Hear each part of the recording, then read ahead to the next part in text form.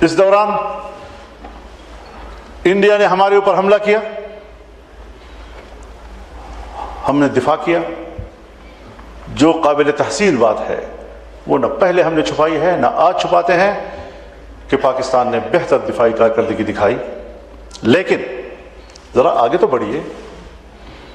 جب جنگ شروع ہوئی تو وائٹ ہاؤس کے ترجمان نے جو پہلا بیان جاری کیا وہ یہ تھا کہ یہ انڈیا پاکستان کا باہمی معاملہ ہے، ہم اس میں مداخلت نہیں کریں گے۔ ان کی رپورٹس یہ تھی کہ انڈیا بہت طاقتور ہے اور اگر پاکستان کو وہ لپیٹ لے تو امریکہ اور مغرب کا کچھ نہیں جا رہا۔ وہ ہندوستان کے ساتھ اسٹریٹجک معاہدے کر رہا تھا اور پاکستان کے بارے میں کہا کہ یہ آپس میں لڑ رہے ہیں، لڑنے دو۔ پھر نریندر مودی کی درخواست پر امریکہ نے مداخلت کی، پھر جنگ بند ہوئی، پھر کہا میں نے انڈیا پاکستان کی جنگ بند کرائی ہے۔ کس کی درخواست بھی کی ہے، کیوں کی ہے، ان ساری چیزوں کا ادراک کیوں نہیں کیا جا رہا؟ اور پھر ہم نے کہا کہ ٹرمپ صاحب کو امن نوبل انعام ملنا چاہیے۔ ایک طرف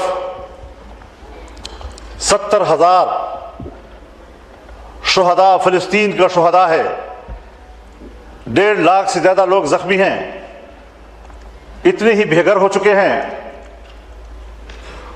طاقت کے زور پر ایک پورے مسلمان ملک پر قبضہ کیا جا رہا ہے، اسرائیل کو مکمل تعاون دیا گیا، اس کو اسلحے کی سپورٹ دی گئی۔ وہ جنگ بڑھتے بڑھتے ہمارے ایران تک پہنچ گئی۔ ایران بہتر کارڈ کھیل رہا ہے اس وقت۔ آبنائے ہرمز بند ہے، لیکن کسی ملک کے پیٹرولیم نرخوں پہ کوئی فرق اثر نہیں پڑ رہا۔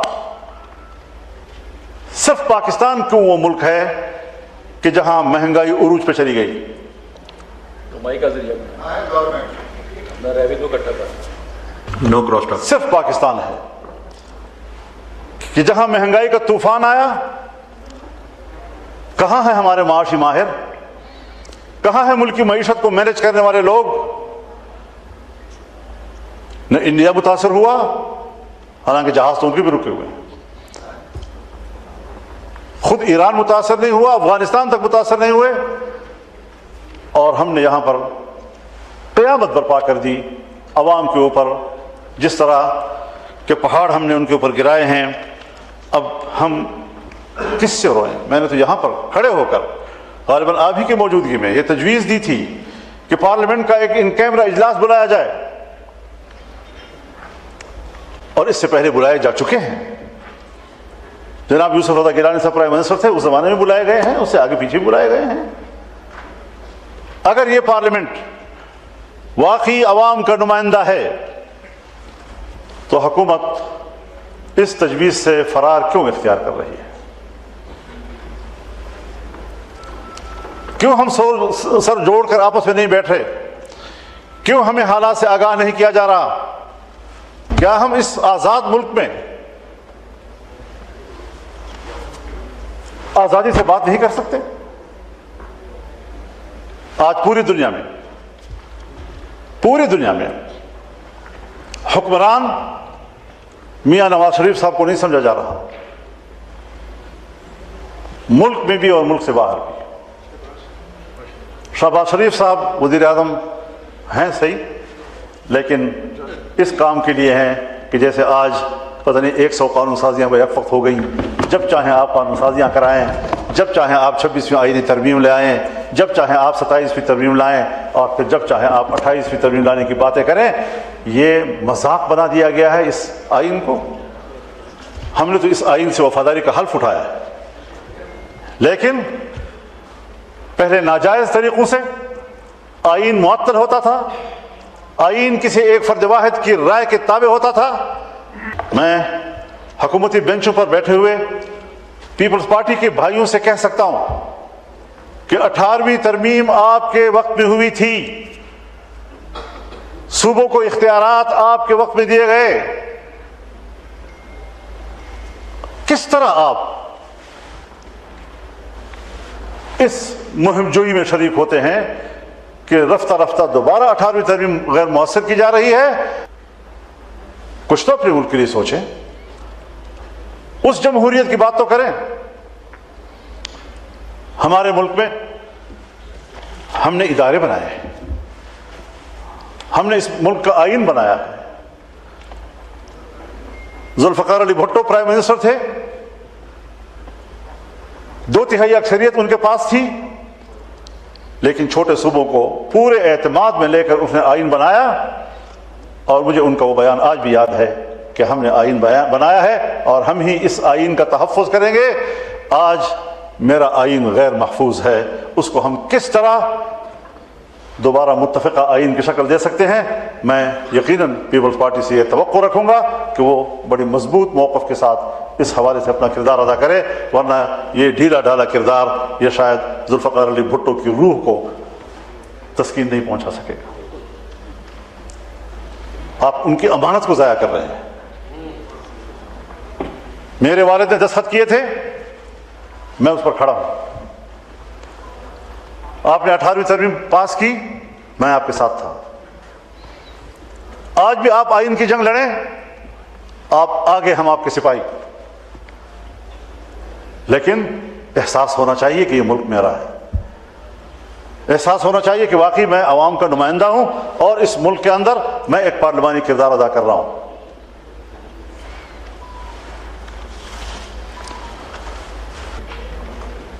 کل بنوں میں واقعہ ہوا، ایک حملے نے پورے پولیس اسٹیشن کو اڑا دیا، جتنے وہاں سپاہی تھے وہ سب کے سب شہید، اور آج تمام شہر کے اور علاقے کے تھانوں کی پولیس وہ اپنے اپنے تھانے چھوڑ چکی ہے اور پولیس لائن میں آ کر جمع ہو گئی ہے۔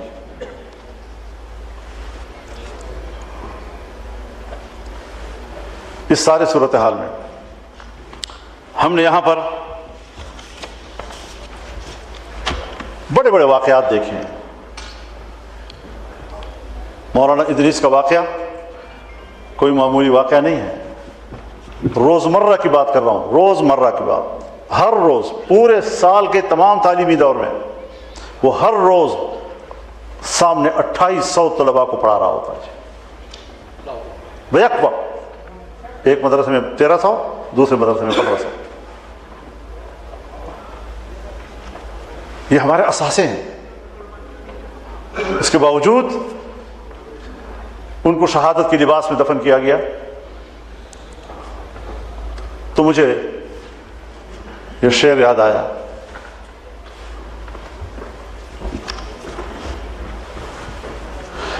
فیض کا شعر ہے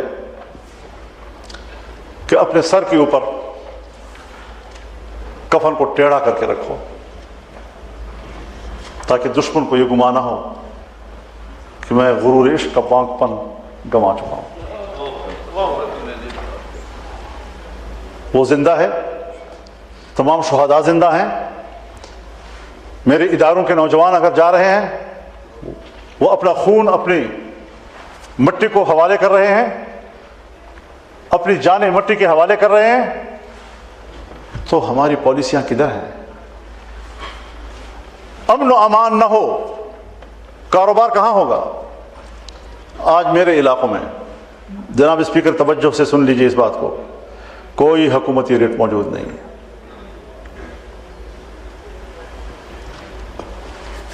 دیہاتوں میں مسجدوں کے اندر مسلح لوگ، بیٹھکوں کے اندر مسلح لوگ، عام آدمی اپنے بچے کو پڑھانے کے لیے اسکول نہیں بھیج سکتا، کاروبار ختم ہو چکے ہیں، وہ نقل مکانی کر رہے ہیں، اور کتنی دنیا نقل مکانی کر چکی ہے، لیکن کوئی قوم کو نہیں بتایا جا رہا کہ ہمارے ملک میں کیا صورتحال ہے۔ میں ڈیرہ اسماعیل خان سے تعلق رکھتا ہوں، ٹانک میرا علاقہ ہے، لکی مروت میرا علاقہ ہے، بنو میرا علاقہ ہے، میں ان علاقوں سے ووٹ لیتا رہا ہوں، ان علاقوں نے بار بار مجھے پارلیمنٹ میں بھیجا ہے، یہ میرے آنکھوں کے سامنے کے علاقے ہیں۔ آپ پیٹرولیم کی قیمتیں بڑھائیں لیکن یہ بھی تو دیکھیں کہ آپ کی پالیسی کے نتیجے میں میرا خون کتنا سستا ہو چکا ہے. کبھی احساس ہے ہمیں اس بات کا؟ جب میں نہ ملک کے لیے، نہ اس کے امن و امان کے لیے، نہ کسی شہری کی حفاظت کے لیے کوئی پالیسی بنا سکتا ہوں، نہ میں اس کے خوشحال معیشت کے لیے کوئی پالیسی بنا سکتا ہوں، تو پھر حکومت تو نہ رہی. حکومت کے دو ہی کام ہوتے ہیں کہ لوگوں کی معیشت کو ٹھیک کرے اور لوگوں کے انسانی حقوق کا اور جان و مال کا تحفظ کرے. نہ ہم لوگوں کو معیشت دے رہے ہیں اور نہ ہم لوگوں کو جان و مال کا تحفظ دے رہے ہیں. اور اس بات کا بھی کوئی نوٹس تو لے کہ یہاں سے جب بجٹ پاس ہوتا ہے اور کسی بھی اسکیم کے لیے ٹینڈر آتے ہیں، ٹھیکیدار جاتا ہے سائٹ پہ، تو پہلے اس کو اپنے پورے ٹینڈر کا جو پیسہ ہوتا ہے اس کا 10% ان لوگوں کو دینا پڑتا ہے. یہاں سے 10% ملا کر ہم بجٹ پاس کرتے ہیں. تو ہمیں بتایا تو جائے کہ یہ ساری چیزیں کیا ہیں. یہ تو ہمارا دل گردہ ہے کہ ہم پھر بھی اس علاقے میں جاتے ہیں، اس گاؤں میں جاتے ہیں، اور کس ماحول میں ہم وہاں ہوتے ہیں. اب تو لوگوں نے علاقوں میں جانا چھوڑ دیا ہے. جو بھی ہمارے نوٹیبل لوگ ہیں، اب وہ غمی خوشی ساری یہاں اسلام آباد تک محدود ہو گئی ہے. اور اگر کوئی درس حدیث دے رہا ہے، عام گاڑی میں جا رہا ہے، تو اس طرح شہید کر دیا گیا کہ اس طرح آسانی سے تو مرغی کو بھی ذبح نہیں کیا جاتا جتنا ان اہم لوگوں کو شہید کیا گیا. اور یہ سلسلہ جاری ہے. اور فتوے لگ رہے ہیں کہ جمہوریت کی بات کرنے والا کافر ہے. یہ بھی سوچنا چاہیے کہ کیا آج دنیا جمہوریت کے لیے سنجیدہ ہے؟ امریکہ سے لے کر یورپ سے ہوتے ہوئے پاکستان تک ہم حکمرانوں کو اور جدید دنیا کو جمہوریت کے ساتھ سنجیدہ نہیں دیکھ رہے ہیں. مغربی دنیا میں اگر جمہوریت نہیں ہے تو پھر سرمایہ داریت ننگی ہو کر سامنے آئے گی، اور آ چکی ہے.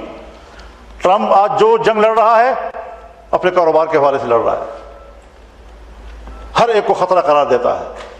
صدام ہم میرے لیے خطرہ ہے، اب ایران میرے لیے خطرہ ہے، لیبیا میرے لیے خطرہ ہے، شام میرے لیے خطرہ ہے. کمزور ترین ملکوں کو اپنے لیے خطرہ قرار دے کر ان پر چڑھ دوڑنا.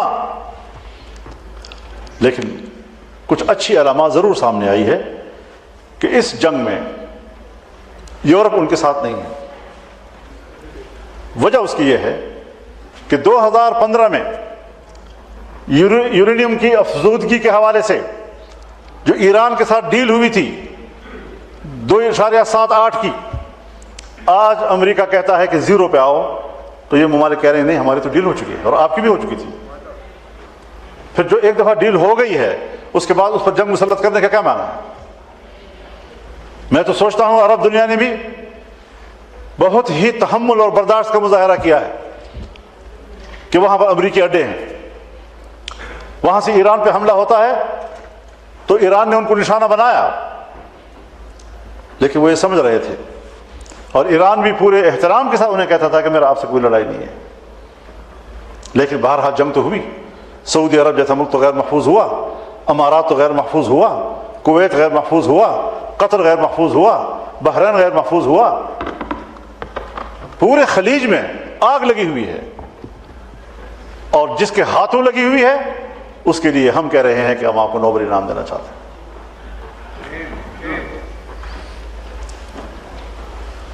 اس قسم کی پالیسیاں اگر آپ بنائیں گے تو ہمیں سمجھایا جائے کہ یہ ملک کدھر جا رہا ہے.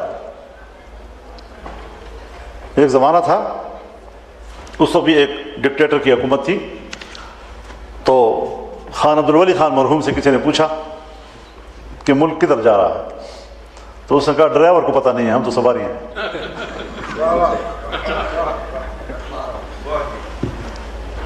تو میرا تو خیال یہ ہے کہ ہمارے ڈرائیور کو بھی پتہ نہیں ہے کدھر لے کر جا رہے ہیں. مولانا صاحب یہ ڈرائیور تو آپ لے کر آئے کیا. جب میرے ہاتھ سے بنا تو یہ کچھ بھی نہیں کر سکا، ساری چیزیں نیچے آتی رہی، ساری چیزیں نیچے آتی رہی. مولانا صاحب 25 منٹ ہو گئے. جی 25 منٹ ہو گئے پوائنٹ آف آرڈر پہ.